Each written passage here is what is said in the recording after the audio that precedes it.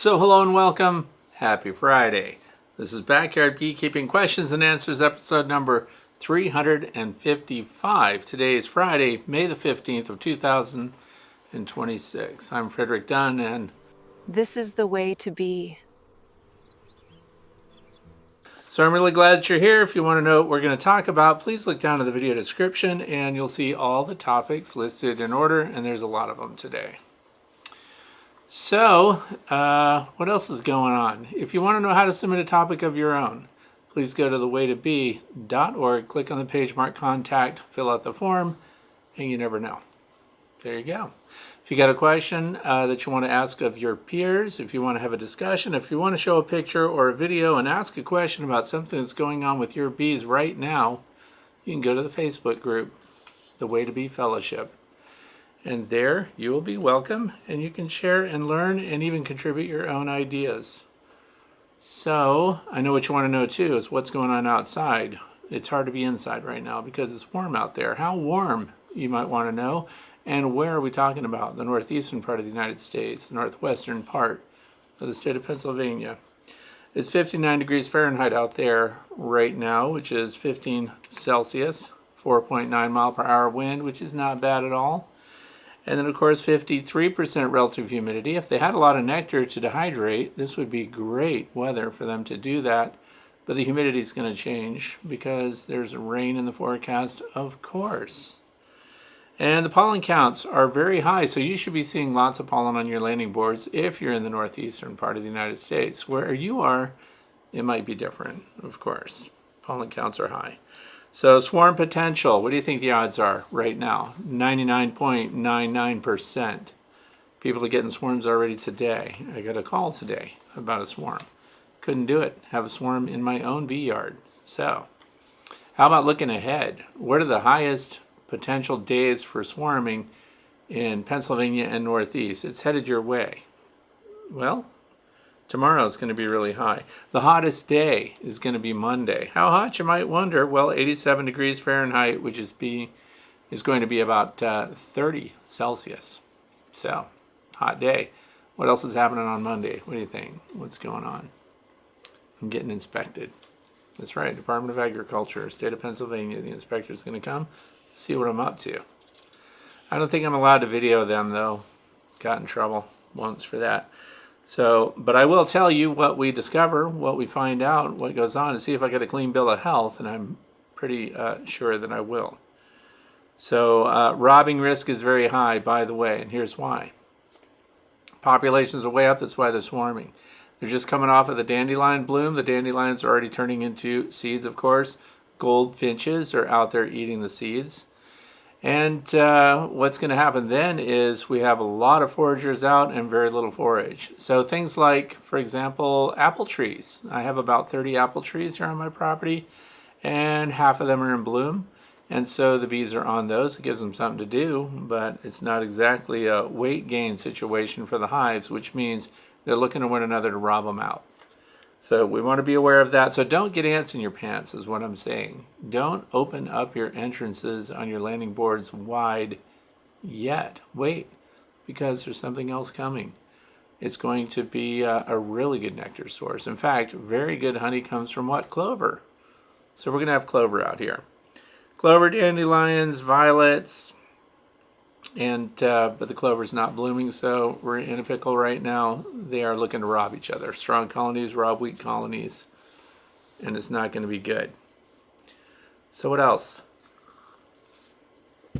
Well, somebody asked me to wear this hat today. That's why I'm wearing it. I don't normally wear hats. You don't see me wearing a baseball hat when I'm giving you my talks. I usually don't wear a hat indoors, but today's special because people are talking about the bowler, the derby hat. So we'll talk about that later. So the very first one is coming from Ross Wagner. It says, Fred, if you know the hive that the swarm came from, do you go into that hive ASAP and destroy all but a few swarm cells to prevent additional swarms? That's a good tactic. Everyone seems to want to talk about swarms these days. Why? Because all their stuff is swarming. And you know what's good about that, though?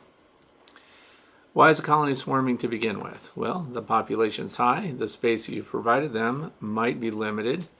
And there are plenty of resources. They swarm when things are good, when their chances of survival are increased. So they leave with a bunch of honey in their stomachs, and off they go. That's why they can build beeswax so quickly when they get to a new location. But anyway, you can go in and try to destroy all the queen cells. Often people practice that. Here's the thing, and why do we have swarms immediately? Like, they broke the rules. They were swarming before 10 a.m. And we know that Swarm Essentials by Steve Rapasky, they don't start swarming until 10 o'clock, 10:01 at the earliest. But they jumped the gun, 9:30 this morning. They were swarming already. So don't pay attention. But so you can go in, so there's been a swarm. You sit out there, you watch the swarm leave. Nothing you can do about it. You might as well just watch them go. And then there's your chance to collect them, which is what I like to do in their bivouac location. But let's say you were ahead of things. Let's say you did an inspection. Let's say you were looking at your hives and you had decent weather to do it, not the terrible weather that we've had here. And by the way, when I put up the weather information, it was in the 30s this morning and then 59 by 10. Think about it. That's a big jump.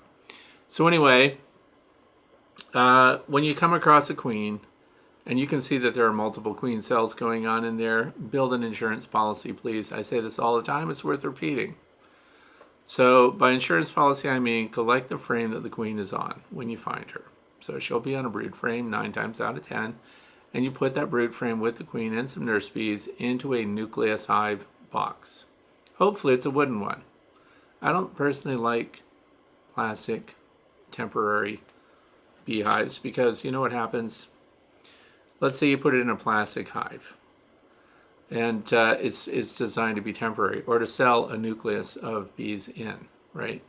But then what happens is if you miss a queen and they still reproduce and they still have a fertile queen now, and you've got a queen in your resource hive, you've got 2 colonies now. So put your resource hive, put your bees in there and have that be a wooden resource hive, because then later it can become an actual hive. And often that happens. So, but then you go back. Let's say you're confident, you're keen-eyed, and you're going to go in there and you're going to find all of those swarm cells and you're going to smush them. Just smush them with your finger, whatever. So the queen is safe. She has brood frames and comb, and she's got a good frame of resources that can continue to feed the brood that's with her. And then you go around and smash all the queen cells you can find. You also need to be looking for eggs, because if there are eggs in there, they can make another queen cell. Emergency queen cell now. So at first, they're just swarm cells. Those are the ones that are around the edges of the frame. So if, let's say if this were a frame from a beehive, and it is, you would have little vertical cells hanging down, right, along the edges. They tend to build a lot of them too, because they're going to be swarming out. Those are replacement queens in progress. Now, once you smash all those up and you remove the queen, there's some eggs. There's a good chance there's eggs here in the field. And then so if there's eggs there, then they will make an emergency cell that comes right out of the middle, and it's a little tiny peanut that hangs down there. So now you have to come back in and smash those. And you have to make sure that there are no eggs or young larvae, and by that I mean larvae that are less than 24 hours old for the most part.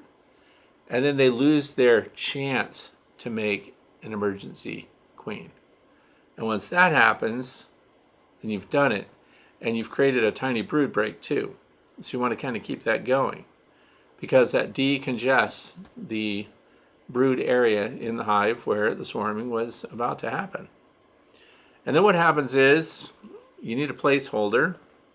So I hope that you'll put a frame feeder or something in there. Don't just leave a big open space. Put a frame feeder in where you pulled the frame with the queen when you took her out of the hive. And then that way you have a placeholder and you have a place to put them back. So once you successfully hunt out and smush all of those queen cells in production, now we've got a brood break, we've got some decongestion, and it gave you time to super the hive, by the way. So you should expand. And then we have no lost time, because remember, the queen's in a nucleus hive and she's still laying and she's still productive and she has nurse bees and everything is going well. You bring them all back and then you're good to go. But oftentimes people miss them, and then if you bring her back too soon, or they still made, you didn't decongest things if you bring her back too soon. So this is a way of helping to remove some of the swarm triggering, which is going to kind of come again.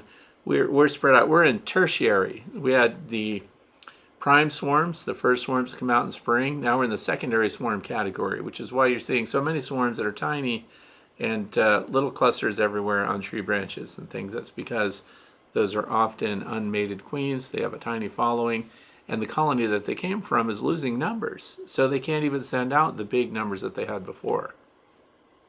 So you can do it. You can manage it, and it'll work.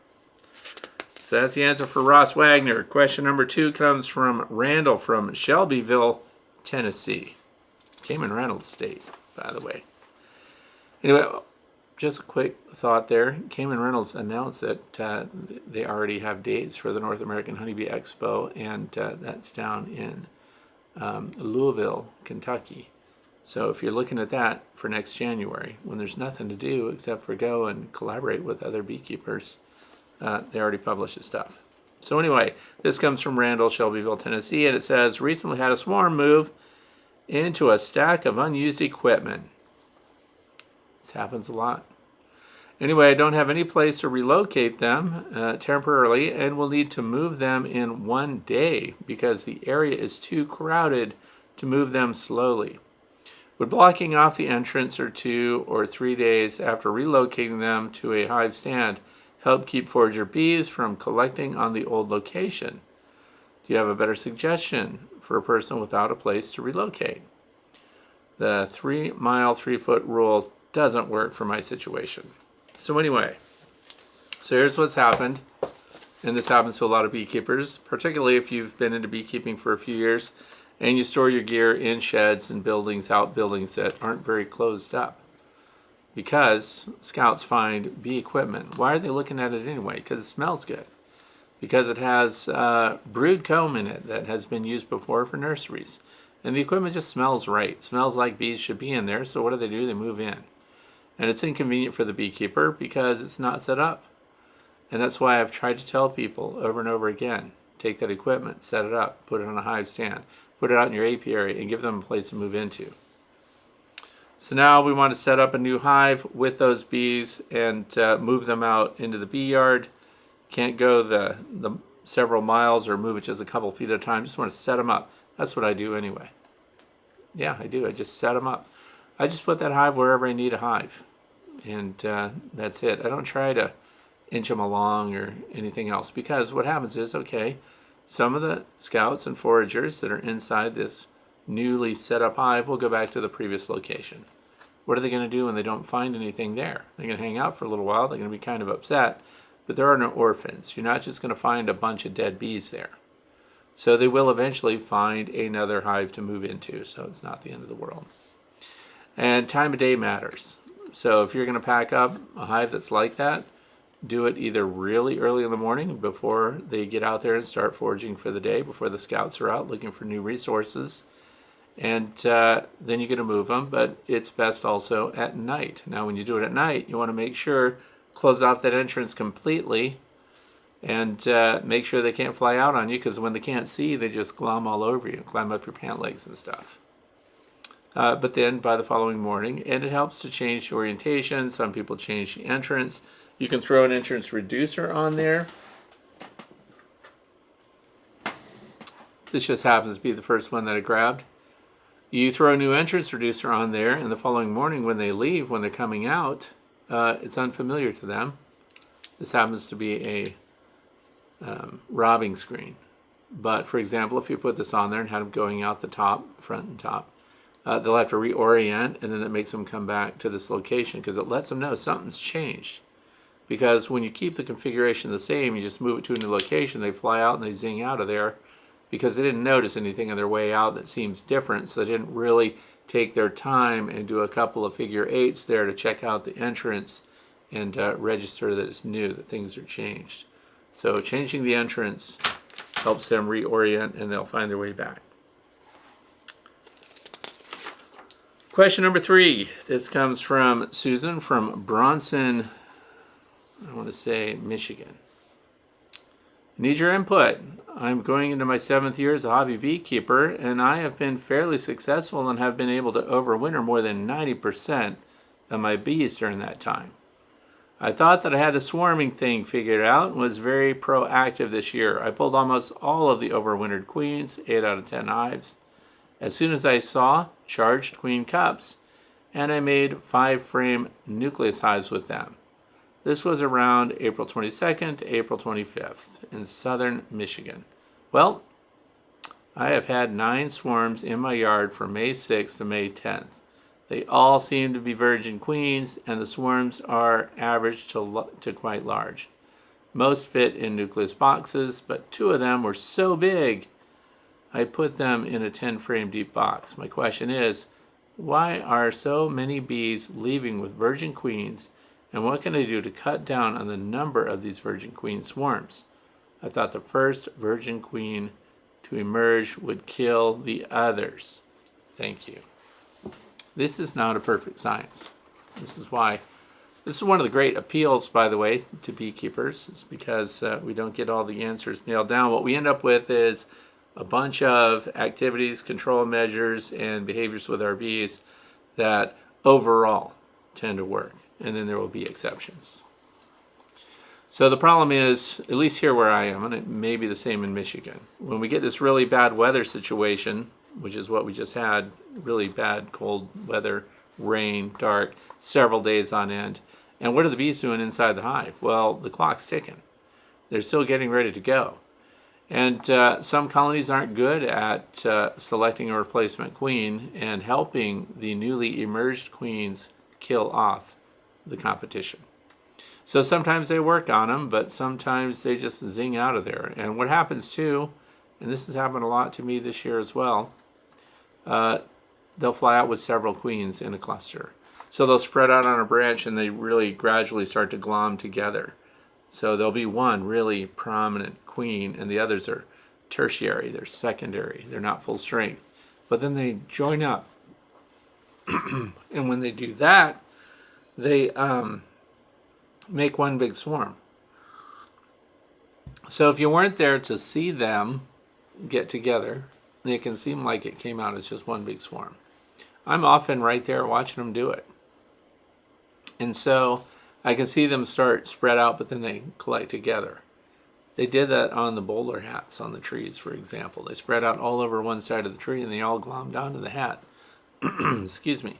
So anyway, these secondary swarms are annoying because they can continue to swarm and you can get a colony that just keeps generating one right after the other. In other words, with each new emerging queen that comes out, as soon as she's able to fly and scoot out of there, she tends to do it. And this is genetic, by the way. And some people have even argued that by working with bees that swarm a lot and reproduce a lot, we're kind of perpetuating that. So bees that don't have a lot of longevity. So they're suggesting that maybe we should even be removing the queens or replacing them with known stock. And people can do that, but I like my locally adapted stock and queens. But some are swarmy. So the control measures are going to be the same throughout today's talk. So to hunt down your queen cells as much as you possibly can when you come across your queen during your inspections should be within at least 3 weeks. Max 3 weeks. And I know there are some people that are following some guidance that says to inspect your hives twice a year. Well, when you do that, they're just swarming. Now, here's the other thing. You don't even know when your bees swarm. I mean, you leave in the morning, you come back at the end of the day. The colony looked good when you left. They looked great when you came home. Everything seems like business as usual, but you don't even realize that they've been swarming. I know because I'm out there and I stare at them all the time. Plus my wife comes and tells me that they're swarming. And my grandsons come and let me know when a colony is swarming and where they are. Then we have to go get them. And on it goes. So what to do? What to prevent these endless after swarms? You have to be proactive and you have to get in there and you have to smash queen cells. Once you find a queen and she's viable, set her aside, nucleus hive, resource hive, go back and do your best to control all the other queens. You can prevent them from swarming. You can do desperate measures. Behind me here is a entrance queen excluder, which I've renamed the queen includer, because once another queen is in there, I keep her in with it. So let's say you don't want multiple swarms to leave. Well, you can keep the queens from leaving. Now this requires active control measures. You put that queen excluder on the landing board. Data sells it. Maybe others do. You can look for them. They have them for 8 frame and 10 frame hives. I only use the 10 frame type, and they have to sit on a standard entrance, standard landing board. When you put that on there, they'll try to swarm. But who can't get through it? The queen. She gets stuck. So then what happens? The swarm clusters on the front of the hive. So when the swarm clusters on the front of the hive, what's inside that queen excluder? The queen. So then you can pull it off the front, covered in bees, because they'll be there trying to get the queen to go where they want to go. In fact, you can wait around. Let's say you have time on your hands. I mean, I don't know what it's like to have that, but let's say you had time on your hands. And it looks like they're about to swarm. Again, they're going to leave. And you've got that queen excluder on your landing board. Off they fly. But who can't go with them? The queen. So then you pull it out. She's right there, and then you can grab her, and you can sequester her somewhere. And then what will happen? They'll all come back. And you need to put that queen landing board, queen excluder on again, because there may be another queen in there ready to come out. And you'll trap her too. And see, eventually you'll get them all. Now that's extreme, that's active, you have to stay on it. And then what will you be bringing back after the cycling out of all these queens has passed? You just bring your old queen back and reinstall her, and then take away the queen landing board excluder. And there you go. How easy was that? You didn't even have to open the hive. You just went through more than a week of this, by the way, to make sure that all the queens have come out, that they have gotten themselves healthy enough to fly, and if they're unmated, then they haven't even matured sexually, which happens about 7 to 9 days after queen emergence. So that kind of gives you your time limit. You'll have to do this for a couple of weeks, unless you want to get in there and actively hunt them out, if you've missed the queen cell smushing stage. That's it. There's a lot of people have a lot of different ideas about how to accomplish that. I know Demaree is going to come up, and people want to talk about that, which is very involved. It involves removing boxes and queen excluder orientation and getting frames of brood up above. Anyway, the next question, which is number 4, comes from, it's just a word salad here. I don't even know what their name is. KRZYSZTOFDZIER. I'm not going to try to pronounce it. Maybe it was a prank. It says, I always listen to your videos, but every time I hear you talking about perennials, annuals, or shrubs, which ones you recommend, I never write them down. What are the top 10 that you would recommend? I have a 1-acre lot. Okay, there's problems with this question. First of all, you should just go watch the video that I have titled Pollinator Plants, or Plants for Pollinators, something like that.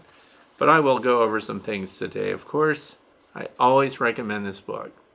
I recommend this website. It's for the Xerxes Society. And they have a book that's called The Top 100 Pollinator Plants. So the problem with this question is, too, I don't even know what part of the country you're in, because these things are very different. So where I am in my personal choices, because I do a lot of planting, I'm ready to do it. It's coming up here in a couple of weeks. What do I plant? So the book that you should go to is The Top 100 Pollinator Plants. You should also go to the Xerxes Society website and see what's hardy for your zone and which pollinators are attracted to the plants that you're looking at. Because I see people plant huge swaths of flowers that look cool, but they don't do a lot for your bees. So it has to do with whether or not there's going to be good pollen for them, or is there a good nectar resource, and how long does it last? I like my plants to provide resources for my bees throughout the summer and into the fall and past the first frost. See what happens? Clover, right up there with that, but then you run into people on the clover thing. If clover's non-native, or if there's non-native varieties or something like that, or it takes over and acts invasive or is aggressive, then that works for me, though, because it suits my bees. Anyway, sunflowers. That's number one. I plant them every year. I plant a pile of them, all different kinds. You don't look at my field and see the same sunflower heads throughout the field, and then people are all there getting their senior pictures taken and stuff like that. No, my sunflowers are cool. They're all different heights and shapes and sizes. And I get those from Eden Brothers. They just had a big sale on them, by the way. And the pollen from those, there's a lot of interesting stuff that's come out of the Spivak lab, University of Minnesota, about the health benefits of the pollen, even though it may not have a complete amino acid profile, whatever, that takes care of your baby bees in development. But it had other effects that could impact things like nosema, or even impact diseases like brood diseases, because what's the brood eating? They're eating the resources that are protein sources from plants, which is pollen, because that's what the nurse bees are consuming and then producing all the nutrients that those bees need to develop. And sunflowers have that power. So like American foul brood even had impacts on that. Maximilian sunflowers also, those are perennial. So I plant those as borders for my property. So my whole western border now has a 50-foot by 300-foot patch of Maximilian sunflowers. So it becomes a privacy screen. It comes up every year, and you don't have to do anything to it. Mullein or mullein, I'm not sure what that stuff is called.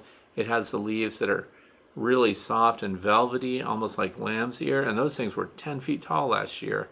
I don't know where they came from. I never planted them, but the honeybees and other pollinators were all over them. Those were fantastic. So anyway, hyssop. And I'm not going to tell you which specific variety of hyssop to plant. I like hyssop a lot. And the blue giant hyssop does fantastic. Comes back. It acts like a perennial, but people say it's good for about 3 years. Well, it's come back better this year than any year before. It's really strong. And I don't know if it's anise or anise, A-N-I-S-E hyssop. I like that a lot. Really strong.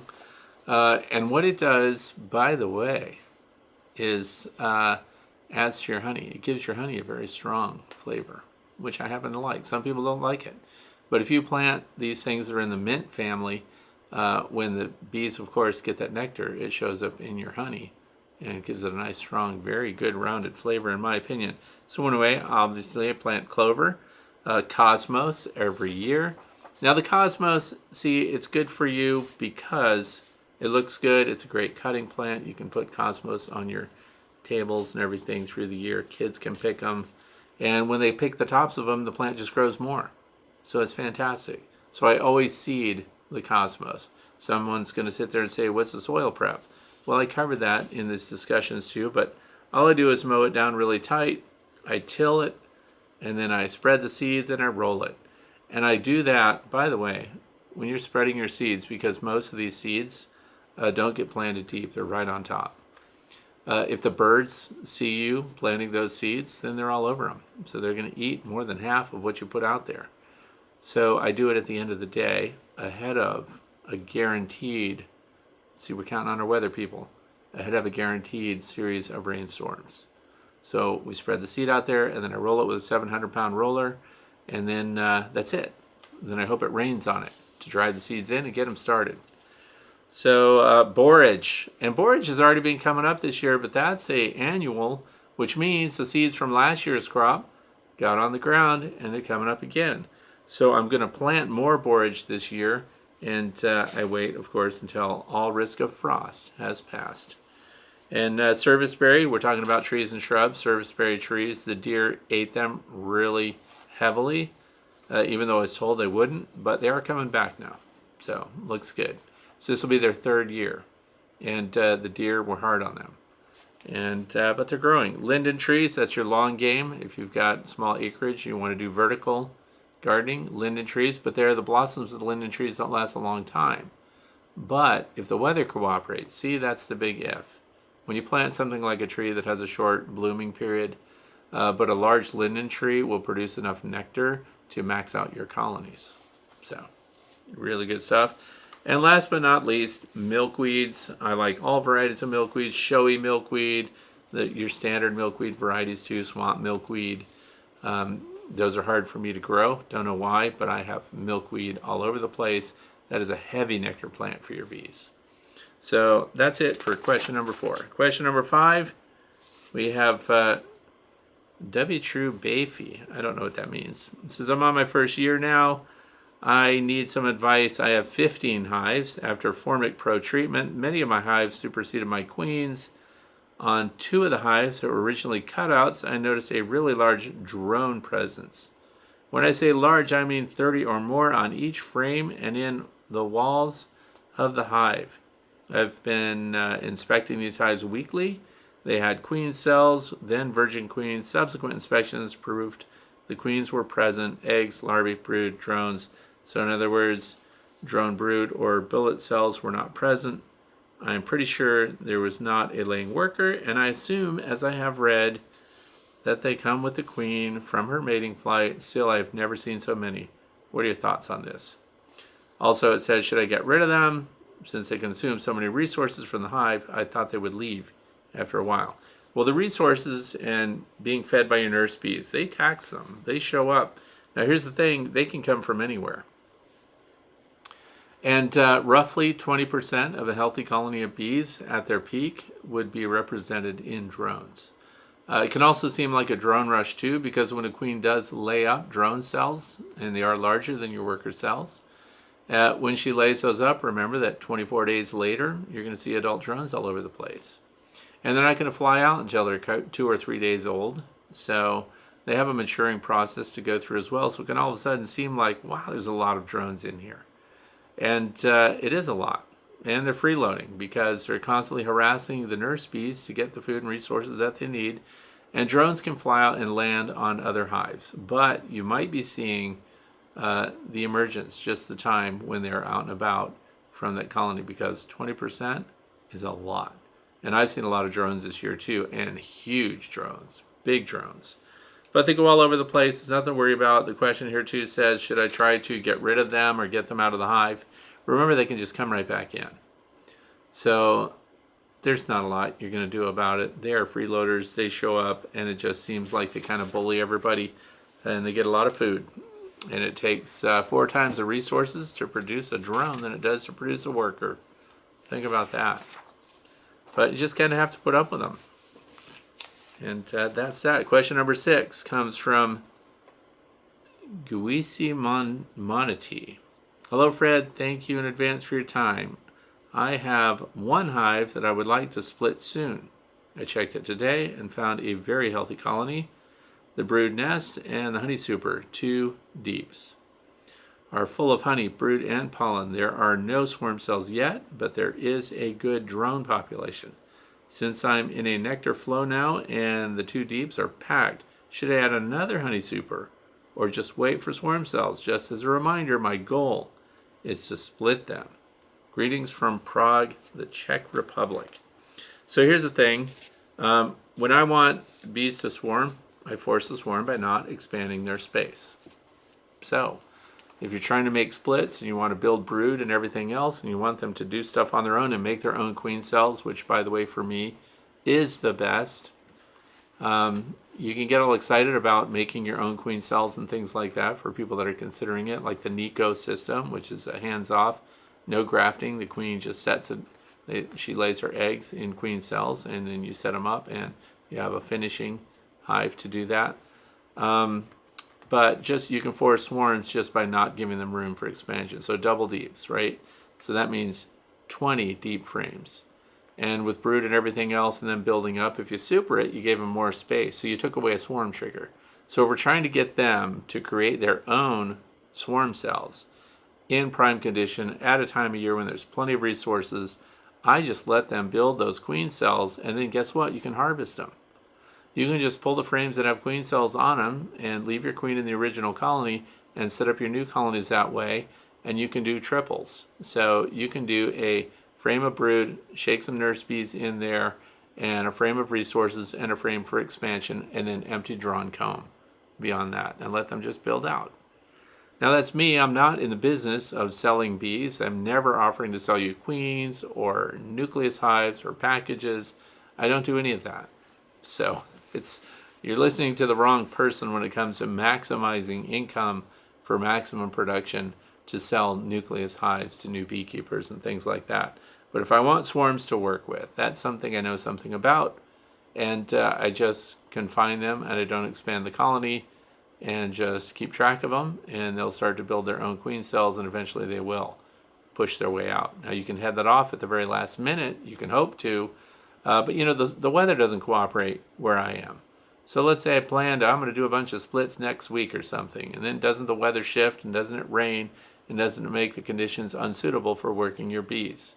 Now inside the hive, progress continues. And so the minute the weather breaks, they're swarming.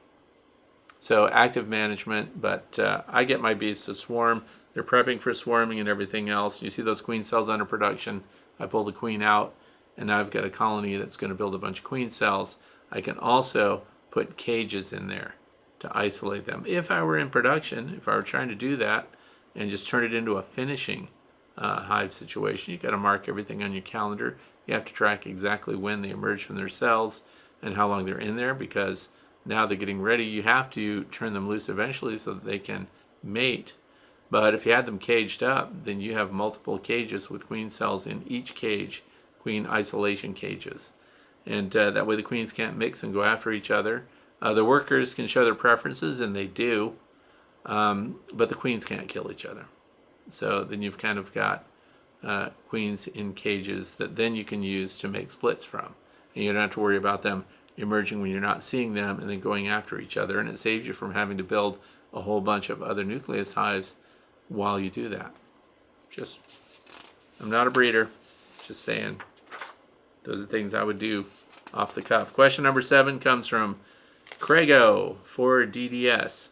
How often are you refreshing the swarm commander on your target bivouac branch? So this comes up a lot. Got under fire for my derby slant bowler hat experiment, hanging it from my tree that gets the most swarms. Because we spritzed even the hats with a little bit of Swarm Commander at first. And so people thought, well, of course it went for the hat that had the Swarm Commander on it.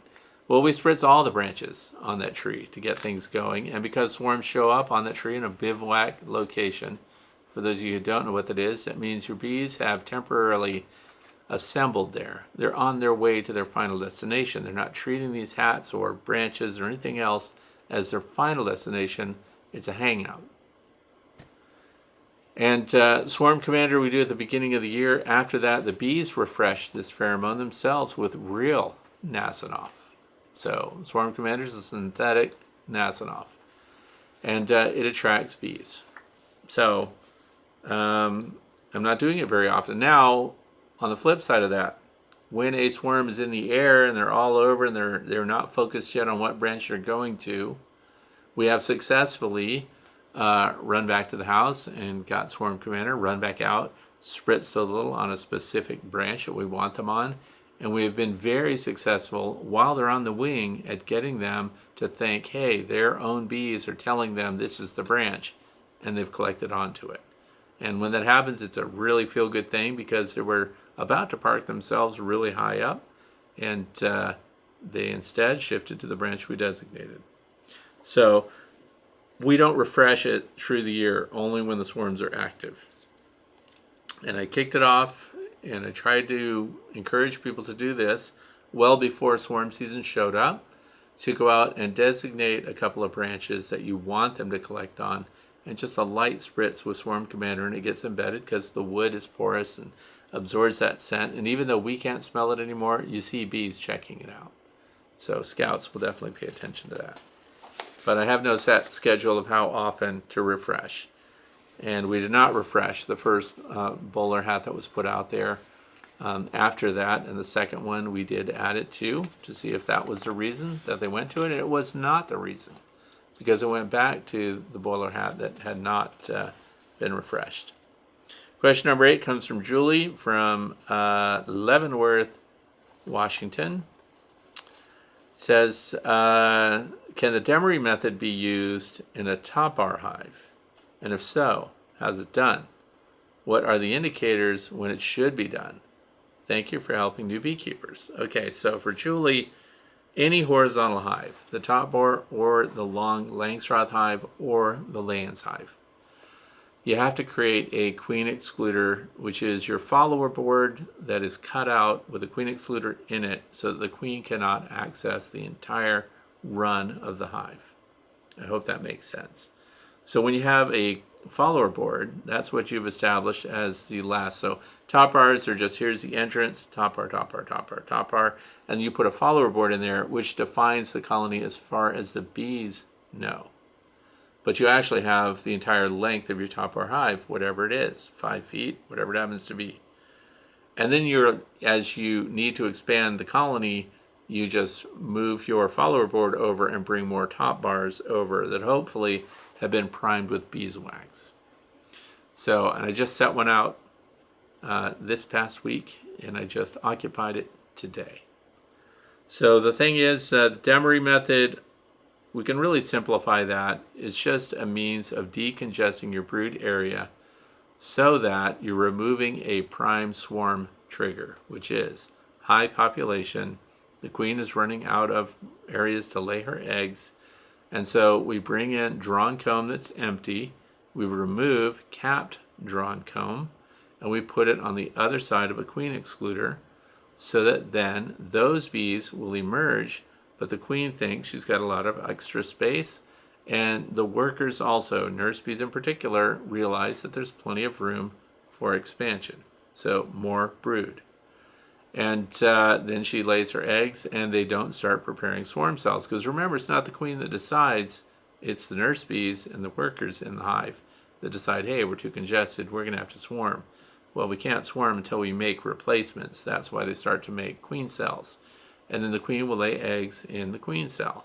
Now, is the egg different from any other worker egg that the queen lays? Nope. It just gets treated differently by the nurse bees. And how does it get treated differently? Well, first of all, the cell that it's in is bigger. The food that they give the queen in production is richer. And they used to just flat out call it royal jelly, but let me tell you, it's way more complex than that. I don't know that we're going to figure that out. But they're constantly feeding. Because also remember, the queen that they make is going to emerge much earlier than a worker would be. So you end up changing the caste of a bee just by the diet that it's being fed. So the workers are all in charge of it. So what we're trying to do is remove the trigger. And by decongesting the brood, you removed a trigger. Now let me tell you something else. You can do all this work. You can rotate them out of there. And they can still make a queen cell. They can still push for replacing their queen. So another thing to do instead of the Demaree method is just to expand your brood area. Because ultimately, this is the goal. We want enough frames of brood so that as the queen is building out, she's laying eggs, and they're just building out and out and out. And then ultimately, the first eggs that she laid hit a point where they're emerging. So that's 21 days from the time the eggs were laid. So if now they're emerging out of those cells, and it's the center of this cluster where the queen started, then what happens is now the cells are available again for the queen to move from these outer frames back to the middle, and then she starts laying those cells up again, and you end up with this cycling that happens, building, and then she starts over, build, starts over. So we're looking at, 21 days worth of egg laying. So once you've established how many frames it takes to do that, we really don't need to Demaree them. You have established a brood area that just gets repeated over and over. And this is something that people practice when it comes to single brood management. If they do a 10-frame Langstroth deep, for example, they found that they can hit the sweet spot where she's just filling those frames and then ultimately starts over again without needing expansion. So in a perfect world, that's what happens. But there are always, loopholes there. But so rather than going into making a queen excluder into a follower board so the queen can't go to the other side, so now we pull these frames out, decongest the brood area, and replace them with drawn combs so she can continue to lay, maybe you can just expand your brood area until you hit kind of the peak of how much she could lay, and then they're cycling back to bees that are emerging from their cells, and those cells are then available again. Because one of the reasons I don't like pulling the frames out and putting them over in my honey area is because those were brood frames, brood cells. Brood cells get grungy looking. In fact, it's pretty well illustrated here if we look at this frame. We have what would be honey over here on the edges, but in the middle, see how brown and dense that looks? That was used for brood.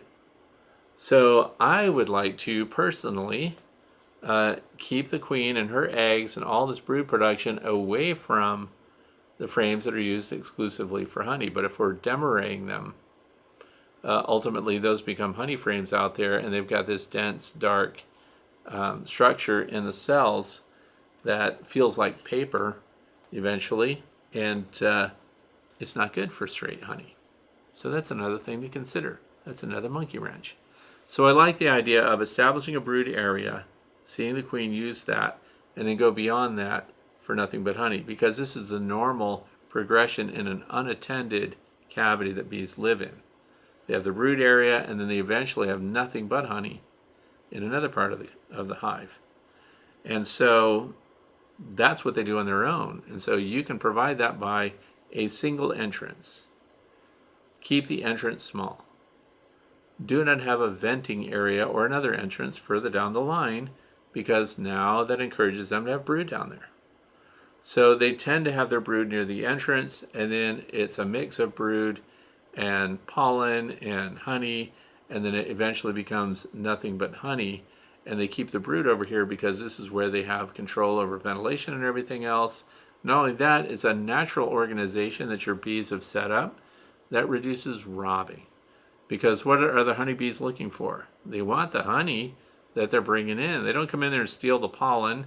They don't come in there and steal the brood.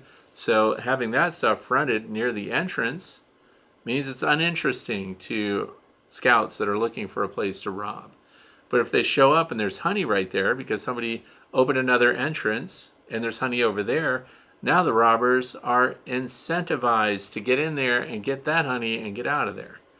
So you are again going against the organization that the bees set up on their own that protects them from robbers. And the worst robbers out there really are other honeybees.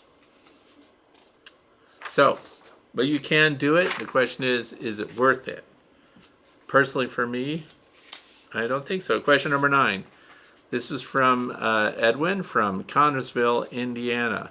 I'm a bit puzzled. I had a swarm move into my long layens hive, and it has been there for 3 days, and a large part of the swarm will not go in the hive. I'm guessing that the queen doesn't want to go in. Do you have any ideas on how to get them to move in properly? Okay, so we're talking about the layens hive, so we don't have to say long layens. It's a horizontal hive, layens, and those are the bigger frames. They're not compatible with any of the Langstroth hives. But here's the thing. This happens a lot. So you've got to put them in. You've put them at the entrance if you're doing what I do, because I do patient beekeeping. I don't dump them in. I set them at the front, and I like to see them walk in.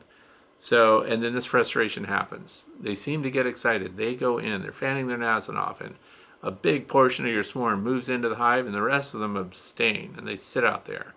And you're wondering what's going on. Well, you've got 9 times out of 10. See, I can't say anything's 100%, but 9 times out of 10, there's another queen in your bucket or whatever you're using to carry these bees that you collected as a swarm. Or they just went on the outside of the hive, and you've got bees coming and going through the entrance, so something did move in. Because if you don't have more than one queen, do you know what they do? They end up all moving back out. So let's say we had a swarm with one queen in it. We tried to get them to go in a hive, and they got excited. They started going in, and you wrote it off. You went to get your cappuccino. You went out to dinner because you said, yes, I have a swarm. And then you come back, and they're all outside. Something in there they did not like. There's a dead bee in there. There's dead bees on the bottom. There is comb that doesn't smell right anymore. There's really old comb. Things that you need to get rid of to make it more appealing. But let's go with half of them moved in, half of them stayed out. You have a second queen. I'm very confident you have a second queen. So because it's a layens hive, let's pretend it's one of Dr. Leo Sharashkin's layens hive from horizontalhive.com. Anyway, it has multiple entrances down the front of it. So what you can do is you can set up the follower board to accommodate the part of the swarm that already moved in.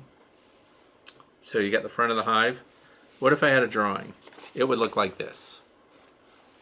So then you put the follower board in, you have an entrance at the other end. Move your swarm that won't go in down to the other entrance and get them to go in there. You can do a little tiny dab of Swarm Commander inside the hive, which makes them go check it out. And then you can see if you have another queen, and you have to get the queen inside. And once you get the queen inside, they'll all go. So now you've got a lay-ins hive with a follower board and 2 colonies, 1 at each end. Now, you don't want 2 colonies. You just want 1. But they were stubborn, and they were on the outside. Now that we have them inside, now that we own them, we can close up that other entrance at the other end where the second half of the swarm went in. Now you can pull out the follower board. Now they have to join forces in the middle. And just see what happens. Just let them get together, and they will decide amongst themselves which queen they want the most. And the other queen will simply be discarded. So, it's one way to bring them all together. I can't say it's going to go perfectly like that, but I can say that that's one of the things that I would do. The other thing is, if you don't want to do that, or if they're literally on the front of the hive, you don't have any way to move them down to the other entrance, you can lay down a cloth like an old sheet. Emphasis on old sheet.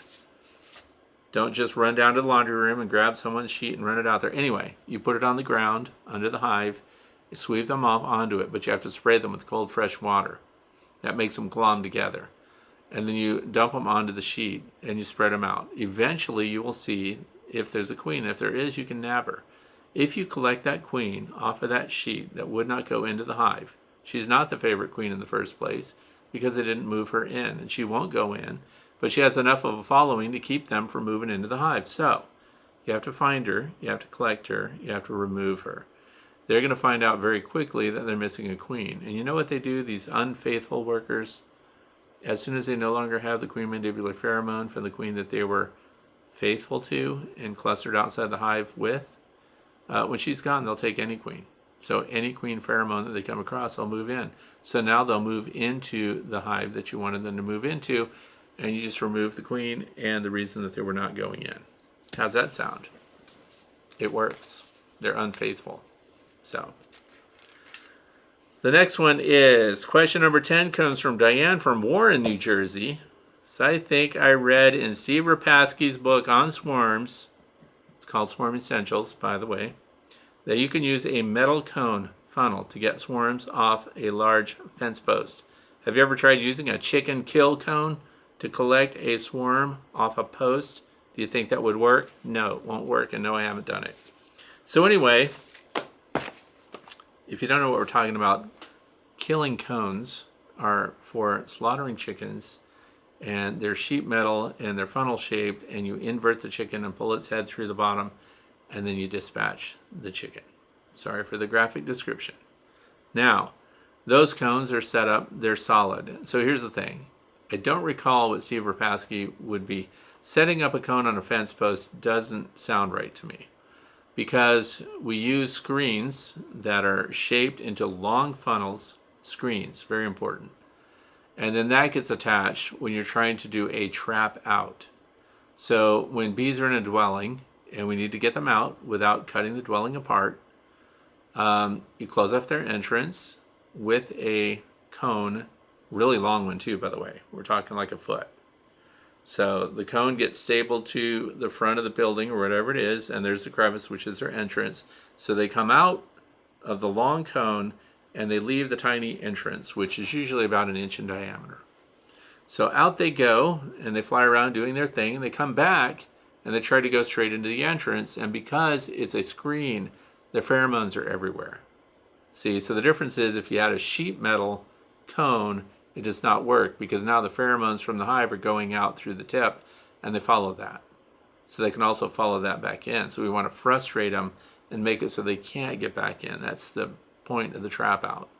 And then what you do is you provide them an alternate space right nearby a nucleus hive or something like that that has frames in it that smells right, and then the bees that can't get back in end up going into this alternative location, this nucleus hive box, which once again I'd like to say it's preferred that it's made out of a nice thick wood, and that it's a space that they would ultimately feel comfortable living in forever. So the trap out works because the bees that are departing the hive, what you do is you start to accelerate their jobs inside the hive. So in other words, bees that are still doing cleanup or undertaker duty and things like that end up having to go out and be water scouts or forage for resources for the hive. And when they do that, they can't come back. So then you start to exhaust the entire workforce. Eventually, they all end up into this box in a perfect world. And the queen eventually will come out, and then she will join them because she's lost all her brood. She can't feed anything. She's not getting the feed she wants. She's starving because the nurse bees aren't being replenished, and they're exhausting the resources that are in the building in the form of honey and pollen. And then that's what a trap out is.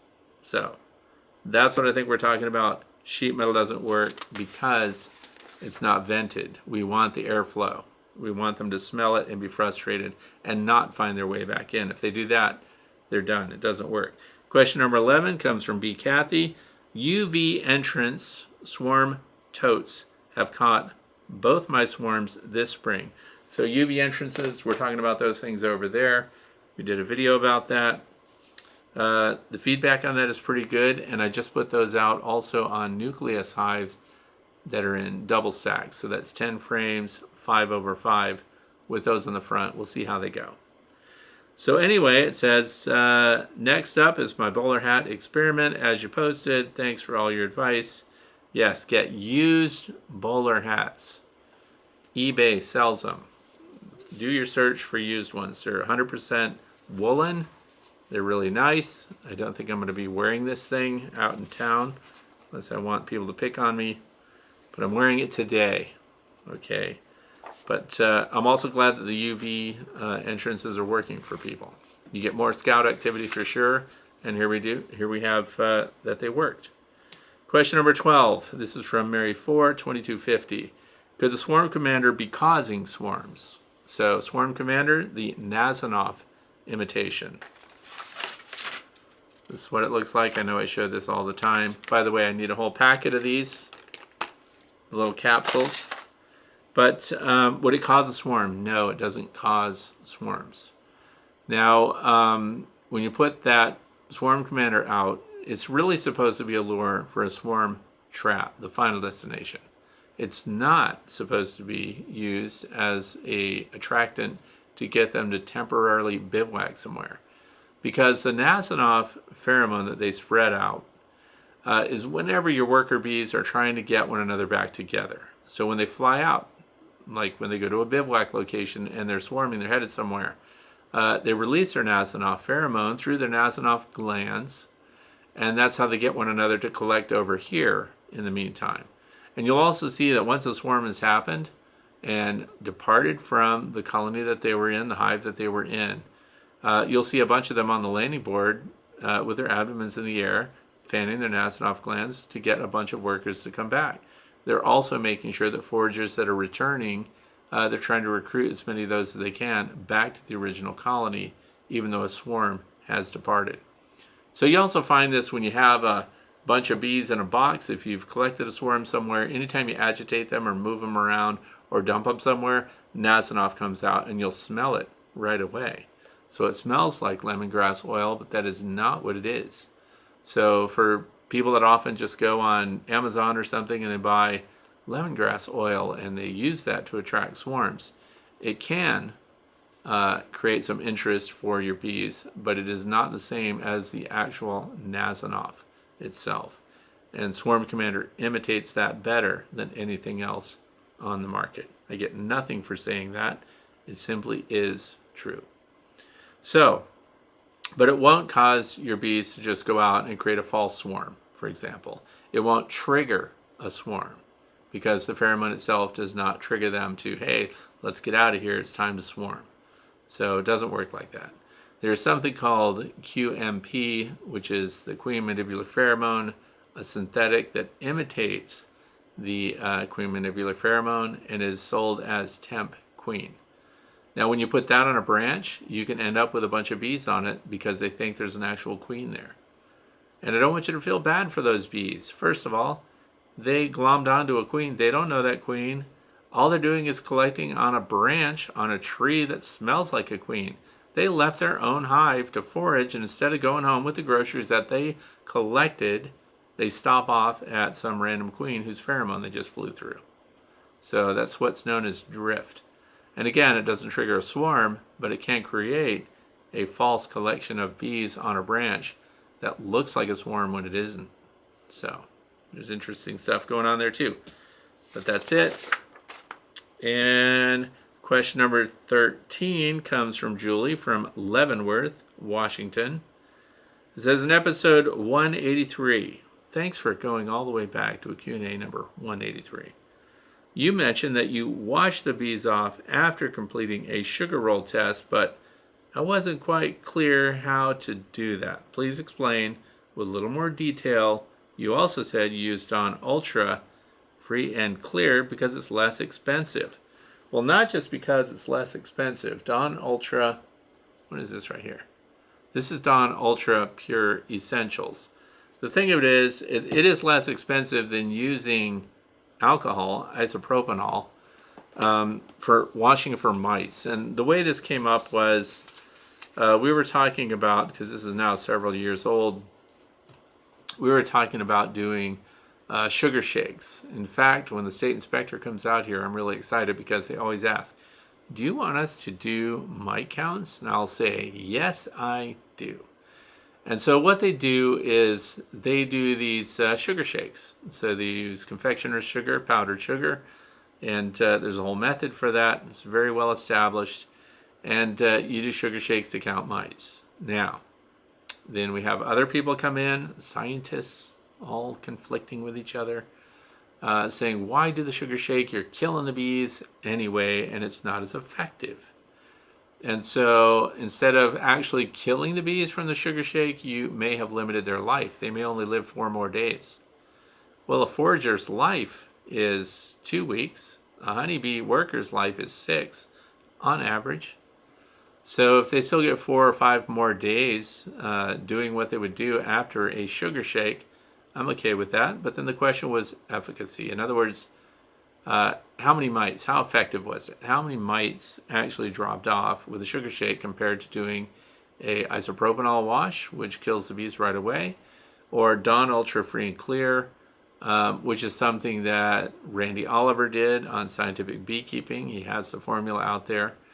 And what happened was the mite release was more effective than with the isopropanol. So with the Dunn Ultra Free and Clear in your sugar shake water, because what I wanted to do was did the sugar shake, do the mite count. Now the only way to know if that was effective is to take that same bunch of bees that got the sugar shake and now do a mite wash with isopropanol and Dunn to see if we get any more mites. Because if we don't get any more mites, then it was not more effective at counting mites on bees than the sugar shake. See, that's why we did that. So in theory, if you do a sugar shake on your bees to see if you have varroa destructor mites on them and to free them up, because the process is longer too, by the way, we need the bees to heat up, to groom themselves and all that other stuff when we shake to dislodge mites. If you don't get any more mites when you kill the bees, then we could have sugar shaked them and left them for several more days to live, right? So there you go. And just to let you know, there was not a significant difference or advantage to killing the bees over shaking them with sugar. But then, of course, we have another scientist who says, you're killing them anyway. You've just delayed it. Why not kill them all at once and get your mite counts and be done with it and move on? So now it's up to you what you want to do. But the Dunn Ultra Free and Clear in water, I believe it was a tablespoon per gallon. Don't quote me. You'll have to look it up to get the exact formula. But that caused a mite release even without agitation. So in other words, the varroa destructor mites were coming off the bees, and sinking to the bottom, because keep in mind, anything that has a cuticle on its body that protects it from getting wet, getting soaked, and sinking, when you break that surface tension with dish soap like Dunn, because remember, the whole point of this stuff is to break down grease, right, and act as a detergent. And the reason we're using ultra free and clear is it's good, safe for the environment. I almost said good for the environment rather than say it's good for it. It's safe, so it's not like other stuff. One of the things that was interesting about the studies that were done is if you used isopropanol and you did a mite wash, the mites actually recovered afterwards. If you put them on because I pour them through a coffee filter after that, paper coffee filter, and that's how we see the mites. So we wash them off through the coffee filter, and then we have them there, and it dries out, and we can see what's up. And so when they dry out with the Dunn Ultra Free and Clear, the mites were dead.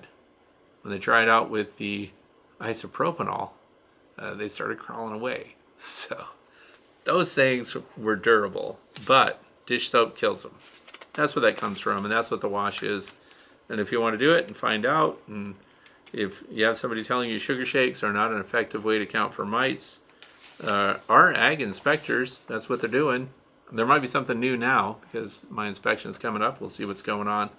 But they were getting good mite counts out of that. So it has to do, I think, with the way it's implemented as much as anything else. Question number 14. This is from GUIART 4728. This is one swarm of bees, two bowler hats, surprising results. That was a video. And the comment is, I want to see you wearing that hat on Friday. I said I would. I'm wearing it. There you go. And I will not be wearing this everywhere. It's not going to become a trademark for me. I know some people wear different things that become their trademark, and I don't want me to be the beekeeper that wears a bowler hat or a derby if you're in England or wherever. Question number 15, last question of the day. This comes from Heather from North Kingsville, Ohio. Hey Fred, I only have 2 hives. I don't want to split and keep making more. Could I make a resource hive, and when the bees swarm, can I take the queen from the resource hive and replace it to the large hive? That way, I would not have a big gap in time and their productivity. I like to end up with more honey at the end of the season if possible. Would this work? Thank you. Okay. When they swarm, they have a replacement queen. Bringing the old queen back without doing anything else won't work, because now there's going to be a conflict. You have to hunt out and kill the queens that they're trying to replace with. So by stopping swarming, by killing the queens, this is, let me just give my opinion. That's all this is anyway. My opinion, if I was trying to keep my bees and I don't want them to swarm, they won't swarm without a queen. So we take the queen, as I mentioned before.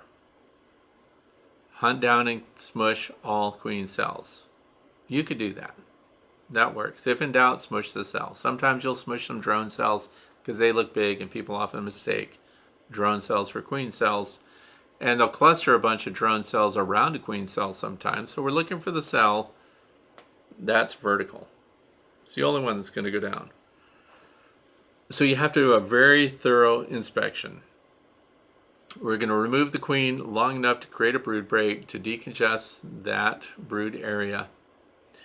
And then when all risk of swarming has passed, when they have lost their ability, as I described in the very first couple of questions today, they can't swarm without a queen. So once we remove that competition, create a brood break, we just decongested that, and then we bring the queen back and reinstall her. Remember, you need a placeholder, frame feeder, something like that, because you're bringing frames back. And we haven't lost a lot of production. All we're trying to do is get them past prime swarm season. So we're in that right now. In fact, we have entered tertiary swarm season, which are after swarms. So prime swarm season is kicked off, and now we're in the after swarm phase, which is when colonies can dwindle down to nothing in some cases, depending on their genetic predisposition to create a bunch of continuous replacement queens. So you have to get in there and actively hunt them out. And then restore them, and by June, you should be in track to just continue to expand your hives and not lose your entire workforce. So I've given you a lot of tools today. I hope some of them will, just sound true to some people and make you think it's something that you could do. We've talked about different methods and queen excluders to separate them. Demaree method, pull frames of brood, put them up above, let those emerge out, but you've messed up your honey frames. And because now we have brood frames that we're using for honey. And so I like the idea of inspections, looking for queen cells, sequestering the queen if you need to keep her from going. A lot of ways to do it. If you don't want to build a nucleus hive, you can cage her, queen isolation cage, and a new queen can emerge and not kill her, but it doesn't mean the workers won't go after her, because I've seen that before too. So we really need to go after those replacements. And while your queen is caged or in a nucleus resource hive, you can see what her performance is. You can see why they're getting rid of her. If she's still a prime queen, producing a great pattern and very consistent, we want her. We want to keep her and bring her back. If you don't want to make splits, then she comes back after you've guaranteed that you've pushed them past the swarm triggers. So I hope that was helpful. And we're in the fluff section for today. So, as I mentioned, I have a swarm that I just installed today. Got stung on the finger, darn it. I actually had, okay, we're in fluff, so we can just shoot the breeze. I set up the brand new topper hive. When you have a brand new hive, it smells like, a lumber mill. It doesn't smell like anything bees want to move into. So you have to do some monkey business there. The good news is this is not my first topper hive, so I pulled frames.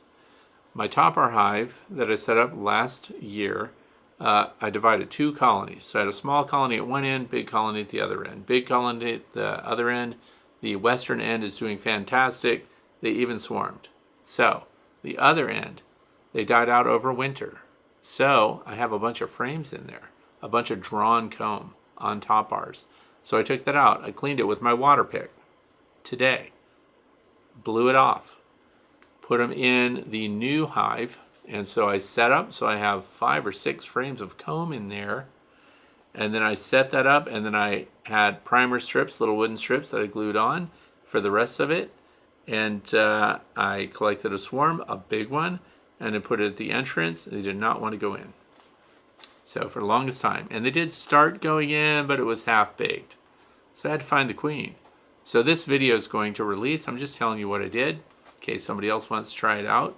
If you're trying to stock a new hive, it's not easy to do. And so I collected the queen in one of those queen pipes. If you don't know what that is, I just put a video out about that. And those queen pipes are absolutely transparent. So you see the queen, you see everything that's in there. So I collected the swarm in a 7-gallon translucent bucket. I put the bucket with a queen excluder on top, wooden frame, queen excluder. I put them in the garage. That was yesterday. So it dropped into the 30s overnight, wicked cold, and it rained. So the swarm would have had a real challenge out there. So by hanging them inside, and they all collected up against my queen excluder at the top of the bucket. Now I took it out, 9:30 in the morning, set them up against the front of the hive. I have to find the queen, because I'm going to use her to get them in there. So one of the ways that I get the bees to move out of the bucket and into this topper hive that's brand new, that smells brand new, and they're hesitant to go in. Maybe there are 40 or 50 workers going in and coming back out and going in, so that kind of thing. So I went into the kitchen, I got a tissue, Kleenex tissue, let's say, and I spritzed it with 1 little spritz of Swarm Commander. I put it in a Ziploc baggie. I cut the corners off of the Ziploc baggie to diffuse, how much of that pheromone goes out. So it is Nasonov pheromone we're talking about. And I went to the top bar that's farthest away from the entrance, and I lifted that, and I dropped the baggie inside, and I closed that up. Okay. Sit outside, stare at the entrance. Remember, we've got a queen excluder on the bucket. The queen can't get away, so they won't swarm and leave us. We're going to make them go into the stopper hive. So then the workers started to smell a little bit of that Swarm Commander in there, and they started going in. And instead of 50 going in, 60, 300, 400, lots of them are going in. Aha. But A lot of them were also staying in the bucket because this is a big swarm. They weren't buying it. So all the influencers waving their abdomens, spreading their nasin off, and not getting the rest of the bees out of the bucket. So then you carefully lift up the queen excluder, which has a wooden frame on it. I flip it over and I set that back down on the bucket. And there was a little bee on the end which stung my finger, which is why this finger is bigger than that finger. Anyway, flip it over and no queen. See, it doesn't work every time. So then I take that, but I looked at it really careful. I was pretty sure based on their behavior, there's no queen on the queen excluder. So now I carefully take that down, put it on end, and lean it against the bucket. Now I pay attention to the bees inside the bucket. Who shows up near the edge of the bucket? The queen. What did I have to get her with? Queen pipe. Put that over her. She goes up inside. Now I've got the queen. Put the sponge in. And now what am I going to do? How am I going to get the bees out of the bucket into this top bar hive? Well, the top bar hive just has two little holes on it. So I'm using one of these queen includers that I have over here. And because I have the queen in the queen pipe, I put the queen includer over the entrance, make sure that's closed up. I have a bar clamp to hold it on the front. Now I go around to the back and I lift up the lid to the top bar hive, which this is so easy. And what jumps right on my hand? The key word there is jumped right on my hand. Because the pipe is transparent, I got these bees in a pipe. A jumping spider, a bold jumping spider, jumped right on my hand and right on the pipe and tried to get those bees through the pipe. That was impressive. I thought that was cool.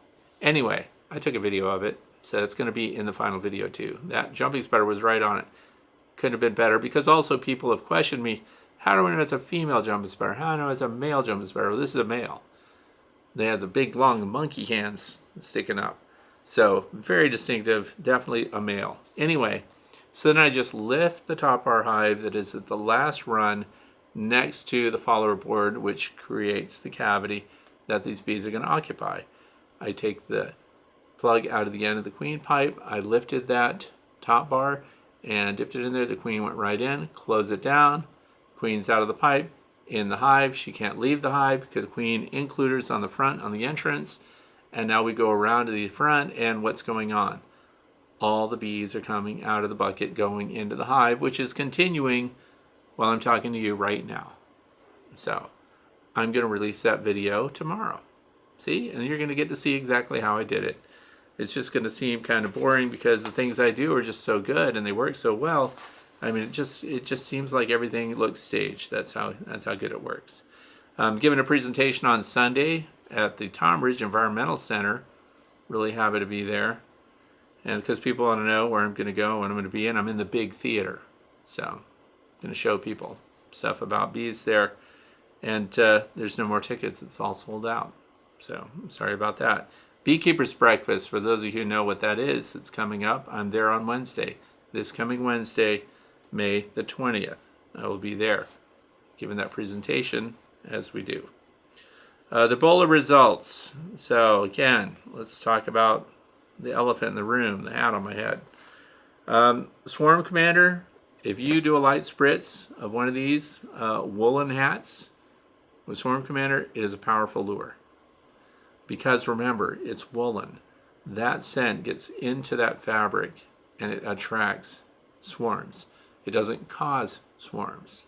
Now, if you hang other hats up that do not have that smell or this shape, for some reason, is preferred by bees looking for a swarm to join. And when you spritz it with the Nasinoff, Swarm Commander, the lightest bit, they go check it out. Okay, so that made it work. Now, we have 3 of these hats. When we hang 3 of them, and we are not adding Swarm Commander to the hat, does it draw the bees more or less? It's about 50%. So it's not a huge, it's not 100% hang a hat just because it looks like a bowler, which looks like a swarm of bees hanging from a tree, and we'll get other bees to come and join it. Without the swarm commander being added to it, it is about 50-50. I know they're seeing it because they go and they collect on another tree, and unless you're going to freshen it up with some swarm commander, because remember we had lots of rain too, and I left those hats out there in the rain, so that might have washed it down a little bit. And so one hat did get a tiny swarm in it, but there were big swarms paying no attention. So actually the most expensive derby hat that I put out there got nothing, absolutely nothing, but the hat is a little flatter and the brim is bigger. I think it might have even been a woman's hat, I'm not sure.